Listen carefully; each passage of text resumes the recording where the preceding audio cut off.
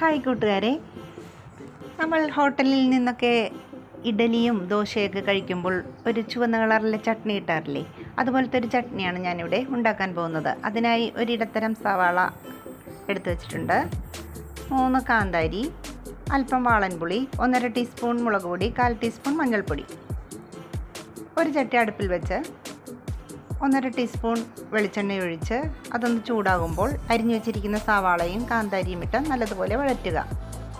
ഞാനിന്നിവിടെ ഇഡലിയാണ് ഉണ്ടാക്കിയിരിക്കുന്നത്.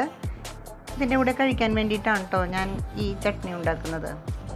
അങ്ങനെ നല്ലതുപോലെ വഴന്നു വന്നിരിക്കുന്നതിലേക്ക് എടുത്തു വച്ചിരിക്കുന്ന മുളക് പൊടിയും മഞ്ഞൾപ്പൊടിയിട്ട് നല്ലതുപോലെ ഇളക്കുക.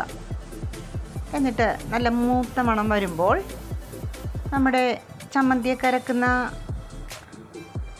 മിക്സിയുടെ ജാറുണ്ടല്ലോ, അതിലേക്കിട്ട് ആവശ്യത്തിനുള്ള ഉപ്പും എടുത്തു വച്ചിരിക്കുന്ന പുളിയും ഒരു 1/4 കപ്പ് വെള്ളവും കൂടെ ഒഴിച്ച് നമുക്ക് ഈ കൂട്ടൊന്ന് അരച്ചെടുക്കാം.